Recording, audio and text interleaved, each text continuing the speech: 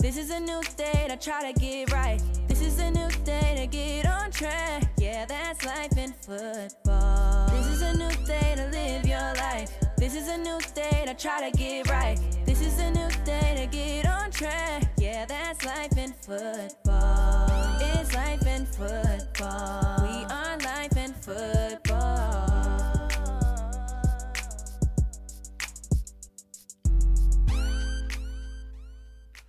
Welcome to the Life in Football podcast, baby. I'm your host, Mike Feed. And this your co-host, Colin Moore. You know we loving life and enjoying football. Top-notch player, top-notch baller, number one shooter, shot caller. We got Mr. Cooper Jones on, and he was the quarterback at Southeastern. Now he looking at being a GA and continue to do the things for us with the football program and to grow as a man. And what I like about it so much, you got a young man here who is determined to be great. You know, he got things that he did on the football field, but I know he's looking at things higher than that. And, you know, and he still want to be around the program as well. He had an injury early this season, or this past season, but he's continued to, you know, work that out, do his therapy, and he want to continue to be great. But without further ado, I'm going to go ahead and let C-Mo bring him on. How you doing, Coop? Doing great. Thanks for having me, guys. Hey, man, it's a blessing to have you on because, hey, when we check you out, you've been balling every time we came through. And it's unfortunate that, you know, your season ended early like that. So I want to actually know, because you're from California, play high school ball in California. Yeah. How did you get over here to Southeastern and Central Florida? It started, so I did play the rest of the season throughout this injury. So I didn't get the season cut short. Thankfully, I was able to play through because of my non-throwing hand, you know. But to come, I saw Southeastern originally in a YouTube like hype video, like a college football hype video. At the time, I think I was a sophomore, just starting to send out some emails and stuff to some college coaches. And shot, at the time, it was Coach Bearfield, and his son, I think, was the OC at the time. Shot them an email and communicating with them back and forth, kind of up until my senior season after that, and then kind of just made the choice. But that's how it started. Saw him in a YouTube video, reached out, made the connection, and that's about it. Hey, y'all better keep putting them hype videos out and keep bringing them in because he was slanging it all over the field. So I know you just told us that you make it, well, you on the GA side. So are you looking to really go dive deep into coaching, or you got other plans because you might have business plans? You might want to start a business. You might want to all work for somebody. So what you really want to go with it? It's kind of what I'm trying to figure out. I obviously love football, and I have a great passion for coaching and just being around football. And, you know, I don't want to leave the area before I really try and figure out what coaching's like. Right. And so as I'm kind of finishing up my school and doing this GA thing, I think it's a real good opportunity for me to figure out, you know, if I like it or not. And, you know, if I give it a shot at least 5 years down the road, if I'm doing something else, I won't say, oh, man, I wish I would have at least tried coaching. You know, so I'm looking at it as an opportunity to kind of explore it now instead of kind of getting out of it and then trying to jump back into it. Now, listening to your story, it's kind of similar to me and C-Mo. And just even looking at your face, it's ironic because you favor a teammate we had when we was in junior college. His name was Jordan Gardner. I knew that's who you was going to say. Yeah, you favor him. And me and C-Mo, we did something similar where we was emailing coaches, calling coaches, coming out of junior college. We did this like it was a job, trying to get to the next level and play football. Yeah. But the crazy part about it, we actually had offers to go and play at a school, but we didn't accept the offers or didn't take them.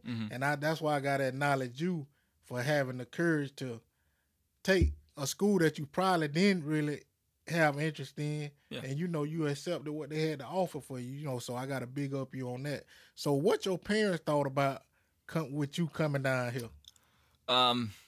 They fully supported me. I mean, as a kind of an undersized quarterback, you know, you don't get a lot of love from, you know, no matter what your stats are, you know, it's hard to find a home to play. And Southeastern really gave me that shot, and I was able to come out for a visit, like a little one-day visit, I think my junior year, and I got to meet some of the coaches at the time, explore the campus and everything, and they really treated me treated me well, and my dad was able to come along with me, so he was kind of all on board. And yeah, my parents are very supportive throughout the whole process, throughout the whole recruiting process. They were always, in my ear and making sure that I was, thinking in the right way. But at the end of the day, it was my decision, and they supported it. So.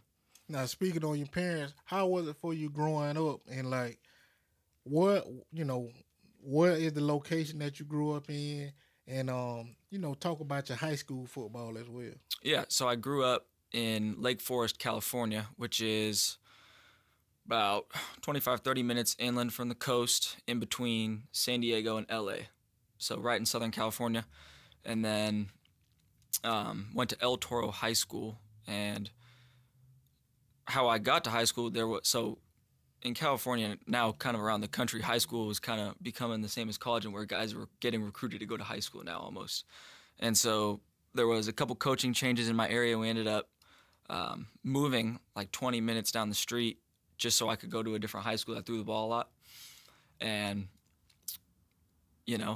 I can't regret that decision at all. I loved playing for El Toro, and a lot of my teammates I still have super close relationships with. And actually, a cool story, my top receiver from high school went to Southern Oregon, which is an NAIA school up in Oregon, and things didn't work out for him, and I kind of put in a good word for him with our coaching staff here.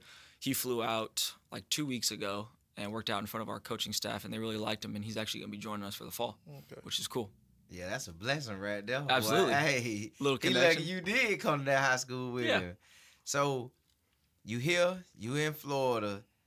I have been to San Diego, and then we rode to LA, then we rode to San Francisco. It was so cold in San Francisco, and it was the summer. I don't know how it get that cold like that. Yeah. Then with us being in San Diego, we went to the beach, and my cell phone went to talking Spanish to me. And I got mad because I thought somebody had messed up my phone, but it was, I believe, because we were so close to that border, and we took a visit at Tijuana, I believe. Mm-hmm. Did you ever travel go over the border and go? I've been over the border twice. I played a Pop Warner football game over there, and then I went over there for spring break one time with a couple of my buddies, and that was a good time. But but that's never happened to me. That's crazy. It just went straight Spanish. I was like, man, what happened? But now that you here and you in our Florida, which is similar to that type of weather, but we get super hot. Y'all got that breeze that in the afternoon and stuff.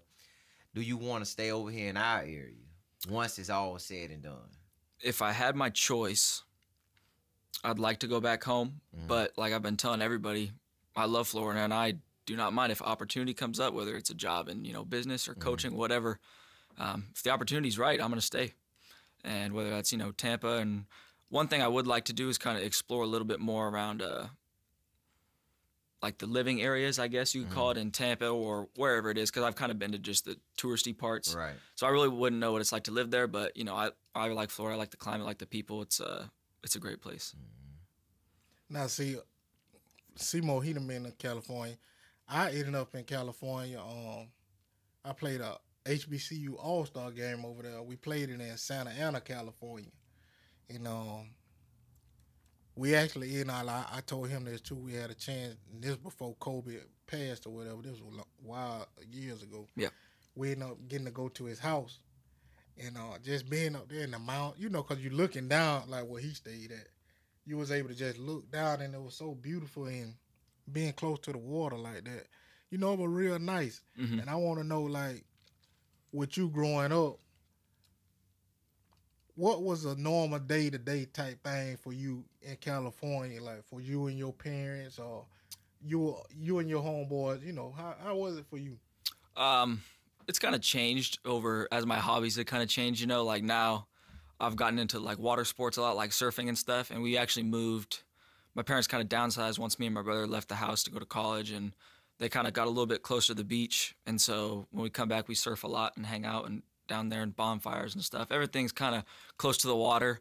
But kind of off that, we actually, this last summer, I was able to take, I had our 4 starting receivers for Southeastern and our tight end. They came out and stayed with me over the summer. And so it was really cool kind of sharing with them like my day-to-day activities and kind of them getting to see how I live, and we also took the opportunity to work out and get better, and that was a really cool time for me to kind of show them how we do it over there, and just to kind of get closer. Now, see, my last question for you, what you saying for us, you determined for us with your career, you trying to figure out what you want to do. Mm-hmm.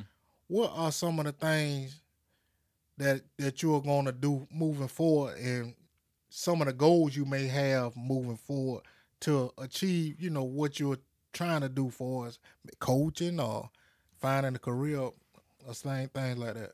Yeah, I think I just finished reading. You guys know David Goggins? Yeah. Yes. I just finished reading his book like a month ago, and the way his mindset is kind of set up and how he's striving to always be like uncomfortable and he's mentally tough and all that, it blows my mind. And that's because I kind of don't know what asset or what like facet I want to go into, whether it's coaching or business. I'm kind of just like chasing the things that make me uncomfortable to kind of build my skill set. And like in the summer, I think I'm going to do an internship back home or here in Florida in business, just because I don't know if I want to do it, and it makes me uncomfortable to even think about it and stepping out my comfort zone of football. And so I just want to branch out and try something new. But for me, it's all just about kind of building my toolbox. And the more things I can try, the more things I'll figure out what I don't like or like, and I can kind of narrow it down from there. But that's kind of my mentality going into it. Man, y'all heard it right here, man. This is a young man who's going to do great things in life. Y'all, look what he said. He read the David Goggins book. Now, for all y'all who don't know who that is, he's a very intense gentleman. Mm-hmm. And if you younger kids might need to get some parental, what I would say, advisory or parental permission to read his books or watch some of his videos, because he uses a lot of profanity. But you know what? I like the way he thinks. And I like what he said, too. David Goggins is all about being in uncomfortable situations, because when you're growing up, it's a lot of uncomfortable situations you're going to deal with. Whether it's work, they might tell you, okay, you got to go to this shift, or you might have to do this. Or you got kids, your kids might go to cutting up on you. They might want to have their way they want to see things. Life is always going to throw, like the people say, because I always hear that people say, life throw you curveballs. Mm-hmm. And that's so true, because it does. But I need y'all to actually listen to what this young man just said, because it's some important information about growth and being uncomfortable, but he determined to be successful. And I'm going to leave y'all how I always leave y'all. Keep your head up and not down, or else you'll fall to the ground. It's the Life in Football Podcast. Catch you next time.